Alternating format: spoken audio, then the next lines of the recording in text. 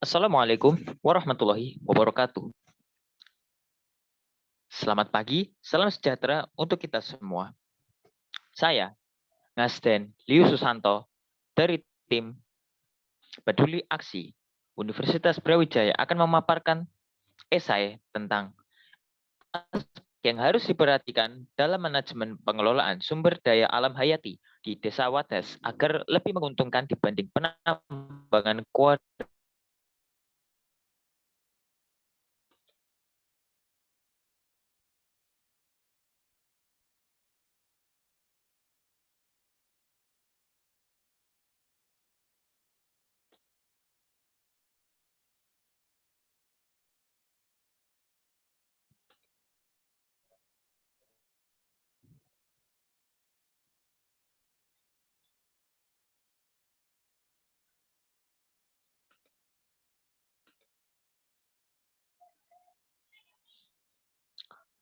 Selanjutnya, permasalahan untuk kenapa diangkatnya esai ini adalah beberapa bulan terakhir di Desa Wadas yang terletak di Kecamatan Bener, Kabupaten Purworejo, Jawa Tengah, tengah menjadi sorotan karena terbitnya SK atau Surat Keputusan Gubernur Jawa Tengah nomor 590 garis miring 20 tahun 2021 yang memasukkan area hutan dari Desa Wadas sebagai lokasi penambangan kuori sebagai material pembangunan bendungan bener. Padahal masyarakat Desa Wadas sudah tegas menolak seperti dilansir dari merdeka.com dengan judul 3 fakta warga Wadas tolak tambang andesit. Ini alasannya. Penolakan terhadap SK menyebabkan kerusakan lingkungan sebagai imbas penambangan kuari. Akan tetapi, penambangan kuari ditujukan untuk pembangunan bendungan yang nantinya juga memberikan dampak positif terhadap ketersediaan air di daerah tersebut. Penulis akan memulai pemaparan terkait alasan pemanfaatan sumber daya alam hayati atau SDA hayati lebih menguntungkan daripada penambangan kuari. Nah, selanjutnya menjadi konsentrasi dalam pembahasan tulisan. Hutan beserta ekosistem yang ada di dalamnya merupakan beberapa contoh sumber daya alam yang punya nilai ekonomis tinggi jika dijaga kelestariannya, seperti halnya pepohonan dan tumbuhan yang menjadi sumber makanan bagi hewan-hewan yang ada di hutan. Hal ini tentu akan menjamin ekosistem dari hutan tersebut. Dan juga karena ekosistem dari hutan yang terjaga, kebutuhan manusia pun bisa terpenuhi juga dikarenakan ketersediaan dari baik hewan maupun tumbuhan yang diperlukan manusia terjaga dengan baik. Selanjutnya, pepohonan ini juga lah berfungsi untuk mengikat air dan tanah sehingga mencegah terjadinya longsor dan juga dapat menjadi sumber air yang pada waktu-waktu tertentu akan berguna bagi masyarakat di sekitarnya. Selanjutnya, pepohonan juga lah menjadi salah satu produsen oksigen dikarenakan adanya proses fotosintesis yang berlaku padanya. Jika misalkan hutan ini dijaga, maka oksigen yang ada akan terjamin sehingga kesehatan masyarakat akan menjadi lebih baik. Selain itu, di wilayah hutan Desa Wadas jugalah memiliki komoditas potensial seperti kelapa dan vanili yang jika dikembangbiakkan secara terus-menerus dan memperhatikan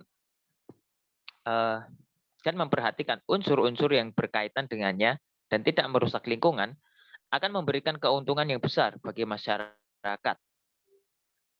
Jika dilihat dari apa saja yang didapatkan dari sumber daya alam hutan Desa Wadas, nilai ekonomisnya lebih tinggi dibandingkan penambangan kuari yang juga punya potensial besar di wilayah ini. Hal ini disebabkan ketersediaan sumber daya alam hayati yang lebih tahan lama daripada keberadaan deposit kuari. Jika kita lihat nilai dari deposit kuari memang lebih tinggi jika dibandingkan dengan produk-produk berupa hayati. Akan tetapi Dikarenakan ketersediaannya terbatas,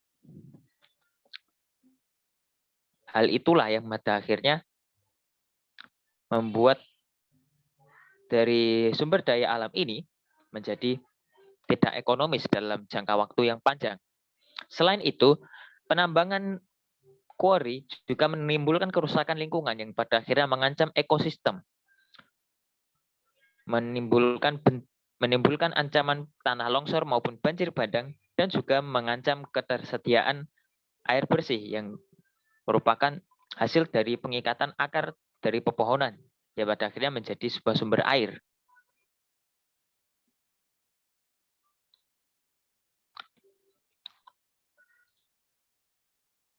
Keuntungan yang didapatkan memanglah besar jika kita menggunakannya sebagai menggunakan quarry sebagai sumber ekonomi.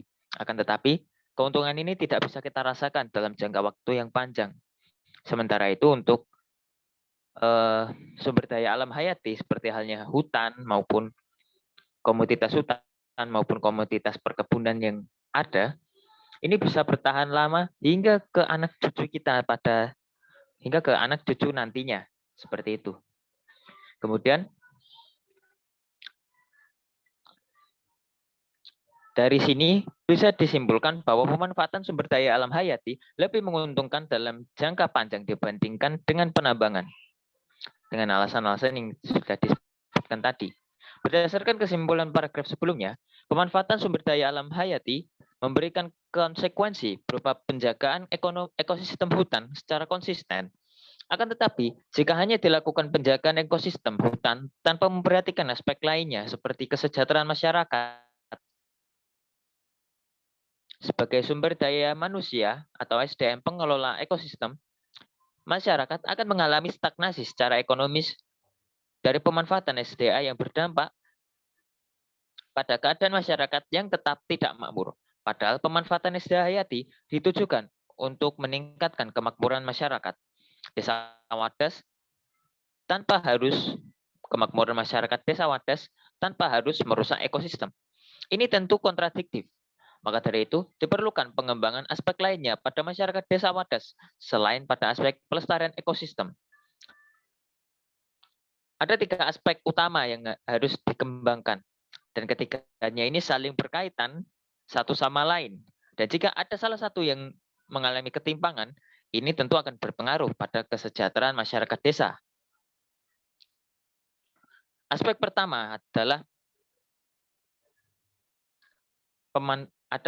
aspek teknologi pertanian. Di masa sekarang, teknik-teknik tertentu untuk mendapatkan varietas unggul seperti penyerbuk silang, cangkok, dan pengelolaan lahan perkebunan komoditas milik rakyat semakin berkembang. Selain itu, teknologi berskala mikro seperti penyisipan gen unggul ke dalam gen suatu bibit juga semakin dikembangkan di dunia akademisi. Pengembangan tersebut dapat memaksimalkan potensi lahan perkebunan dan produksi komoditas besar di hutan wadas. Tanpa memperhatikan aspek pertama, dalam peningkatan kesejahteraan masyarakat desa, jumlah komoditas yang dihasilkan tidak bisa maksimal sehingga kesejahteraan masyarakat tidak terpenuhi. Lalu hubungan antara aspek pelestarian ekosistem dengan aspek ini adalah kesamaan dalam penggunaan teknologi saat ini. Apabila lahan kurang kesuburannya, pengayaan nutrisi tanah bisa dikembangkan dengan teknologi pertanian seperti pupuk yang diperkaya sesuai kondisi tanah di wilayah tersebut. Aspek kedua yang harus dikembangkan adalah aspek pendidikan. Pendidikan dalam hal ini selain di bidang teknologi pertanian dan lingkungan, juga pada bidang manajemen keuangan, dari perdagangan komoditas, serta komunikasi terkait promosi produk komoditas hutan. Pemenuhan pendidikan dilakukan pada masyarakat setempat dan sukarelawan yang dilakukan dengan ditunjuknya beberapa perwakilan pemerintah daerah setempat yang juga mengajak masyarakat setempat untuk mengikuti program pendidikan ini sampai tuntas dengan dibiayai pemerintah daerah. Selain itu, mereka juga diberi pembimbingan terkait praktik ilmu yang didapat. Setelahnya, dibuka juga tawaran pada sukarelawan atau volunteer yang ingin membantu masyarakat setempat untuk menjadi lebih makmur dan melestarikan lingkungan perhutanan. Aspek ketiga yang harus dikembangkan adalah infrastruktur desa. Letak desa Wadas yang berada pada perbukitan tertentu menyulitkan aktivitas perdagangan dan transportasi masyarakat yang akan pergi dari desa Wadas. Jalanan yang tidak layak lintas akan menyulitkan transportasi yang berdampak pada sulitnya menjual produk komoditas keluar daerah Wadas. Selain itu, penerangan jalan, gedung sekolah untuk menyuluhkan ilmu tentang manajemen perdagangan, produksi, pemasaran, teknologi, teknologi pertanian, dan pasar desa juga menjadi fokus utama pembangunan infrastruktur. Dari paparan ketiga aspek tersebut, pengembangannya memiliki sinergitas satu sama lain dan saling melengkapi. Jika timpang salah satunya, aspek lainnya akan terganggu. Jika hanya salah satu yang diutamakan, aspek lainnya tidak akan terpenuhi sehingga kemakmuran tidak akan tercipta. Lingkungan akan lestari bila aspek pelestarian lingkungan dikembangkan. Namun itu akan mengorbankan kesejahteraan rakyat setempat bila tidak ada pengembangan aspek lainnya. Oleh karena itu, keseluruhan aspek membangun kesejahteraan harus dilaksanakan secara bersamaan dan seimbang. Seimbang di sini bermakna bahwa porsi pengembangan keseluruhan aspek sesuai kebutuhan dan tidak menyebabkan ketimpangan. Penulis bisa memberikan kesimpulan, dalam hal ini adalah saya, dari paparan ini, bahwa untuk mencapai kemakmuran masyarakat desa Wadas tidak harus melulu dengan penambangan. Meskipun dalam kasus sebenarnya penambangan dilakukan untuk bahan baku bendungan. Pemenuhan bahan tambang tidak seharusnya merusak investasi harta masa depan berupa sumber daya alam hayati. Melalui pengembangan tiga aspek di atas, selain aspek-aspek pelestarian lingkungan, masyarakat desa Wadas bisa lebih makmur lagi tanpa harus berkorban kelestarian alam sebagai dampak pembangunan bendungan di wilayah tersebut. Keseluruhan aspek tersebut harus dilakukan secara sinergis, berbarengan, dan seimbang agar hasilnya maksimal. Sekian yang bisa saya paparkan. Apabila ada kurang lebihnya, saya memohon maaf. Wassalamualaikum warahmatullahi wabarakatuh.